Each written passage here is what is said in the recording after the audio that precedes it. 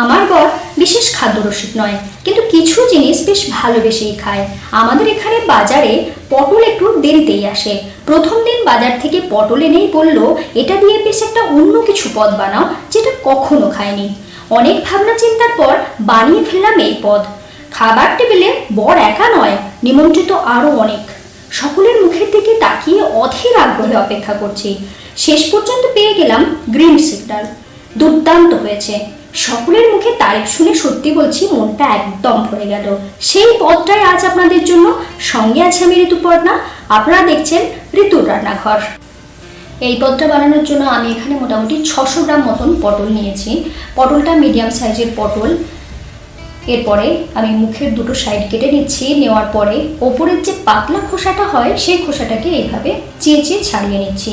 আমি ছুরি দিয়ে কাটছি, আপনারা কিন্তু বটিতেও এটা করে নিতে পারেন।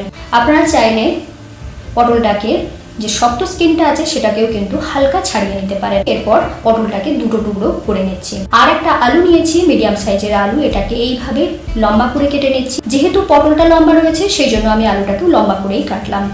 এখানে আপনারা যদি না চান সেক্ষেত্রে আলু ছাড়াও এটাকে বানাতে পারেন। পটল আলু কাটা হয়ে গিয়েছে। এরপরে আমি একটা মশলা বানিয়ে নেব। তার জন্য এখানে দিয়ে দিচ্ছি 3টে ছোট এলাচ, সামান্য একটু দারচিনি, আর দিয়ে দিচ্ছি 1 টেবিল চামচ মৌরি, আর সাথে দিয়ে দিচ্ছি একটা কাশ্মীরি শুকনো লঙ্কা। এটাকে আমি এইভাবে টুকরো করে দিচ্ছি যাতে খুব সুন্দরভাবে এটা মুচমুচে হয়ে ভাজা হয়ে যায়, মানে রোস্ট হয়ে যায়। এটা তেল ছাড়া ভাজবো। এইভাবে একটু হালকা আঁচে এটাকে নাড়াচাড়া করে নিচ্ছি। মোটামুটি 2 মিনিট মতন এটাকে হালকা ভেজে নিচ্ছি। যখন দেখবেন পটপট আওয়াজ আসছে ঠিক সেই সময় বুঝবেন এটা সুন্দরভাবে রোস্ট হয়ে গিয়েছে। এরপর এটাকে আমি গুঁড়ো করে নিয়েছি। দেখুন এইভাবে গুঁড়ো করেছি। এখানে আমি 1/2 কাপ দুধ নিয়ে নিচ্ছি। এটা গরম করে ঠান্ডা করা দুধ আমি ব্যবহার করছি। তার সাথে দিয়ে দিচ্ছি 1 টেবিল চামচ, 1 থেকে 1.5 টেবিল চামচের মতন এই গুঁড়োটা মিশিয়ে দিচ্ছি।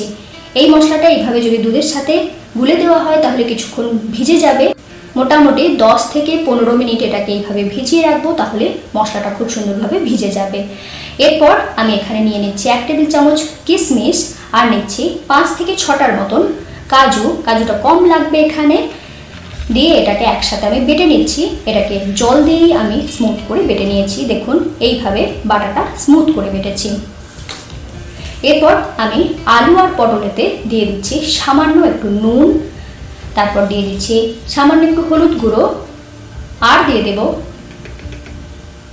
একটু কাশ্মীরি লাল লঙ্কার গুঁড়ো কিংবা নর্মাল লঙ্কা গুঁড়ো ব্যবহার করতে পারেন। সমস্ত জিনিসটাকে বেশ ভালো করে এইভাবে লাগিয়ে নিচ্ছি। আপনারা কড়াতে তেলের মধ্যেও নুন হলুদ লঙ্কা গুঁড়োটা দিয়ে দিতে পারেন, তবে এইভাবে যদি গায়ে মাখিয়ে নেওয়া হয় তাহলে কিন্তু এগুলো ভাজার সময় সুবিধেও হয় আর খেতেও বেশি ভালো লাগে, মশলাটা ভিতর পর্যন্ত চলে যায়।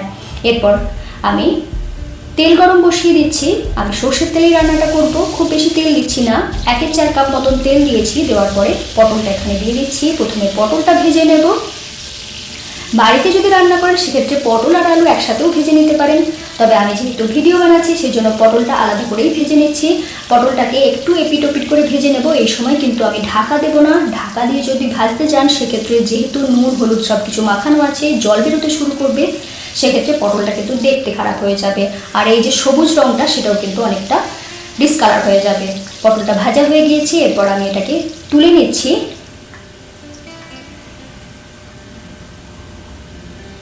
এরপরে আলুটাকে ভেজে নেব। আলুটা ভাজার সময় কিন্তু একটু নাড়াচাড়া করে নেওয়ার পরে আমি ঢেকে এটাকে ভাজবো যাতে আলুটা সিদ্ধ হয়ে যায়, না হলে কিন্তু সিদ্ধ হতে অনেক বেশি টাইম লাগবে। এটাকে আমি মোটামুটি 4 থেকে 5 মিনিট মতন ঢাকা দিয়ে রেখেছিলাম লো ফ্লেমে। আলু সিদ্ধও হয়ে গিয়েছে এবং সুন্দরভাবে লালচে হয়ে ভাজাও হয়ে গিয়েছে। এরপর এটাকেও তুলে রেখে দিলাম। সাথে দিয়ে দিচ্ছি 1 টেবিল চামচ সর্ষের তেল, আর দিয়ে দিচ্ছি একটা কাঁচা লঙ্কা আর তেজপাতা। আর যেটুকু মশলা বাকি ছিল, মোটামুটি 1/2 চা চামচের মতন মশলা বাকি ছিল, সেই মশলাটা এখানে ফোড়নে দিয়ে দিলাম, তাহলে গন্ধটা আরো সুন্দর স্ট্রং আসবে। এরপর দিয়ে দিচ্ছি 1 টেবিল চামচ আদা বাটা। এই রান্নাটার ক্ষেত্রে মশলা কিন্তু খুব বেশি কিছু লাগে না, আর সমস্ত মশলাই বাড়িতেই থাকে। আর দিয়ে দিচ্ছি 1/2 চা চামচ হলুদ গুঁড়ো। মশলা বেশ ভালো করে সুন্দরভাবে কষানো হয়ে গিয়েছে। এরপর দিয়ে দিচ্ছি সামান্য একটু জল দিয়ে আবারও মশলাটাকে একটু ভাজা ভাজা করে নিচ্ছি। এরপর আমি দিয়ে দিচ্ছি সামান্য একটু চিনি, 1 টেবিল চামচের মতন চিনি দিয়েছি। যদিও কিশমিশ দেওয়ার জন্য এটা কিন্তু একটু মিষ্টি মিষ্টি হবে, কেউ যদি অপছন্দ করেন সেক্ষেত্রে চিনিটা নাও দিতে পারেন।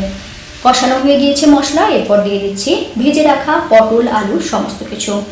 এরপর ওই মশলার সাথে পটল আলুটাকে একটু কষিয়ে নেব যাতে টেস্টটা একটু ভালো হয়।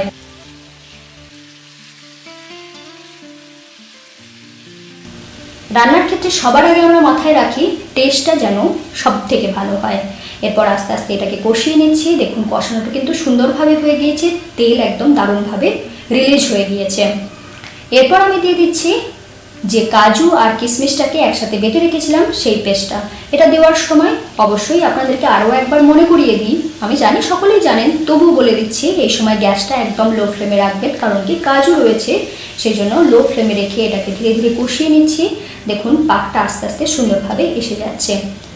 এইভাবে পটলের রেসিপি কোনো সময় বানিয়ে দেখবেন, আমি বলছি পোলাওয়ের সাথে অপূর্ব সুন্দর লাগে, ভাতের সাথে তো খুবই ভালো লাগে, আর তার সাথে সাথে রুটি পরোটা লুচি কিংবা নানের সাথেও ভীষণ ভালো লাগে। কষানো হয়ে গিয়েছে, এরপর দুধে গোলা মশলাটা এখানে দিয়ে দিলাম। পরিমাণ মতন জল দিয়েছি, এটা একটু গায়ে মাখামাখাই হবে। আমি 1 কাপ জল দিয়েছি, এরপর ঢাকা দিয়ে রেখেছিলাম। মাঝখানে আমি একবার ঢাকা খুলে দিয়ে দিচ্ছি নুন, আমি 1 টেবিল চামচ নুন দিলাম, আপনারা স্বাদ মতো নুনটা দেবেন।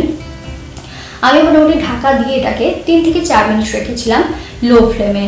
এরপরে আর কিন্তু ঢাকা দেব না, ঢাকা খোলা অবস্থায় এটা রান্না হবে। আরও মোটামুটি আমি ঢাকা খোলা অবস্থায় 5 মিনিট মতন রান্না করেছি। দেখুন এখন কিন্তু তেলটা উপরে উঠে আসছে ধীরে ধীরে, এবং রঙটা কতটা সুন্দর এসে গিয়েছে। এটা ধীরে ধীরেই রান্না করতে হয়, আর রান্না যখন কমপ্লিট হয়ে যাবে তখন কিন্তু গন্ধে বুঝতে পারবেন যে কতটা সুন্দর খেতে হয়েছে।